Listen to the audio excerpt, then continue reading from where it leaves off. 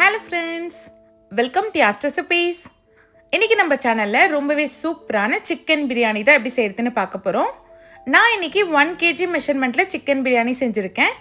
இந்த பிரியாணியோட டேஸ்ட் பார்த்திங்கன்னா நம்ம கல்யாண வீட்டு சிக்கன் பிரியாணி டேஸ்ட்டில் இருக்கும். ரொம்ப சூப்பராக இருக்கும். வாங்க எப்படி செய்கிறதுன்னு பார்க்கலாம். பிரியாணி பாத்திரத்தில் 200 ml அளவுக்கு எண்ணெய் சேர்த்துக்கோங்க. நான் மெஷரிங் கப்பில் 1/2 கப் அளவுக்கு எண்ணெய் சேர்த்துருக்கேன். இது கூடவே ஒரு 6லேருந்து 7 துண்டு பட்டை, ஒரு 10 போல் கிராம்பு, 10 ஏலக்காய் சேர்த்துக்கோங்க. இது கூடவே நல்ல பெரிய வெங்காயமாக 5 வெங்காயத்தை நல்லா தின்னாக ஸ்லைஸ் பண்ணி வச்சுருக்கேன், அதையும் சேர்த்திக்கலாம். இது பார்த்திங்கன்னா 400 கிராம் அளவுக்கு வரும்.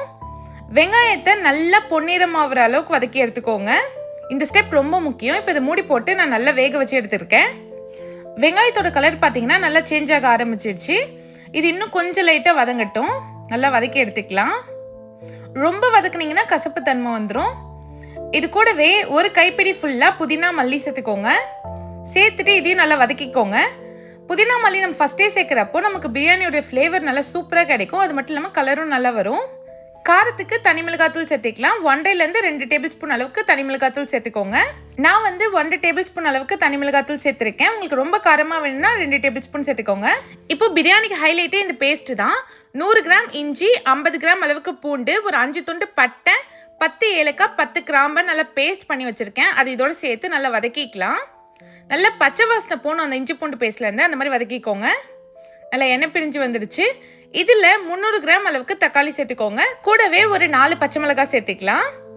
பிரியாணிக்கு தேவையான அளவுக்கு உப்பு சேர்த்துக்கோங்க. ஒரு 3 டேபிள் ஸ்பூன் அளவுக்கு நான் சேர்த்துருக்கேன். இப்போ தக்காளியும் பச்சை மிளகாவும் நல்லா வதக்கி எடுத்துக்கலாம். வெங்காயம் தக்காளி நல்லா வதங்கினா தான் பிரியாணியோட டேஸ்ட் ரொம்ப நல்லா இருக்கும். இப்போ பாருங்கள் நல்லா வதங்கிடுச்சு. இது கூடவே 200 ml அளவுக்கு தயிர் சேர்த்து நல்லா வதக்கிக்கலாம். தயிர்லேருந்து நல்லா எண்ணெய் பிரிஞ்சு வரணும், அந்த மாதிரி வதக்கி எடுத்துக்கோங்க. இப்போ பாருங்கள் வதங்கிடுச்சு. இதில் 1 கிலோ சிக்கன் சேர்த்துக்கோங்க.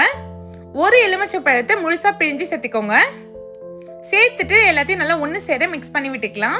சிக்கனை நம்ம இந்த எண்ணெயிலே வதக்குறப்போ சிக்கனுக்குள்ளெல்லாம் அந்த மசாலா போய் நல்ல டேஸ்ட் கொடுக்கும் சிக்கன். இதில் நான் தண்ணி எதுவுமே சேர்க்கலை, சிக்கன்லேருந்தே தண்ணி வரும். இதை மூடி போட்டு ஒரு 10 நிமிஷம் லோ ஃப்ளேமில் வேக வச்சு எடுத்துக்கலாம். அதுக்குள்ளே நம்ம ரைஸை வேக வச்சு எடுத்துக்கலாம். அதுக்கு 1.5 லிட்டர் அளவுக்கு தண்ணி எடுத்திருக்கேன். இதில் 2 ஸ்பூன் உப்பு சேர்த்துக்கோங்க. 1/2 கைப்பிடி புதினா மல்லியும் சேர்த்துக்கலாம். தண்ணி நல்லா கொதிச்சதும் ஊற வச்ச பாஸ்மதி அரிசி சேர்த்துக்கோங்க. 1 கிலோ அளவுக்கு பாஸ்மதி அரிசி எடுத்திருக்கேன். சேர்த்துட்டு கேஸை ஹை ஃப்ளேமில் வச்சு ஒரு 3 நிமிஷம் மட்டும் நல்லா குக் பண்ணுங்கள். அரிசி பார்த்தீங்கன்னா சைஸ் வந்து கொஞ்சம் டபுள் ஆகணும், அதுதான் பதம். இப்போ பார்த்தீங்கனாலே தெரியும் அரிசி வந்து ஒரு 60% அளவுக்கு நல்லா வெந்துடுச்சு. இப்போ எக்ஸஸ் தண்ணி எல்லாமே வடிகட்டிட்டு ரெடி பண்ணி வச்சுக்கோங்க. இன்னொரு சைட் பார்த்தீங்கன்னா நம்ம வேக வச்ச சிக்கனும் நல்லா வெந்து வந்துருச்சு.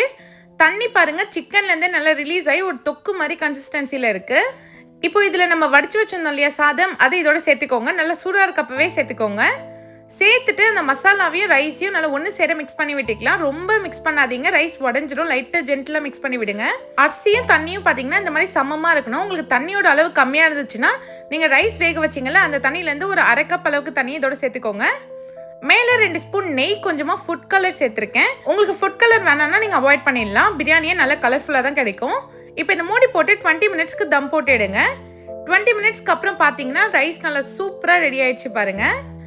அரிசி ஒன்றோடு ஒன்று ஒட்டாமல் நல்லா உதிரியாக சூப்பராக ரைஸ் வெந்து வந்திருக்கு. அவ்வளோதான், நல்லா கமன்னு சூப்பரான சிக்கன் பிரியாணி ரெடி ஆயிடுச்சு. நான் சொன்ன மெஷர்மெண்ட்டை அப்படியே ஃபாலோ பண்ணி செய்யுங்க. உங்களுக்குமே ரொம்ப பர்ஃபெக்டான பிரியாணி கிடைக்கும். இந்த மாதிரி நிறைய இன்ட்ரெஸ்டிங்கான ரெசிபிஸ் பார்க்க மறக்காமல் யாஸ்ட் ரெசிபிஸ் சேனலை சப்ஸ்கிரைப் பண்ணிவிடுங்க. தேங்க்ஸ் ஃபார் வாட்சிங்.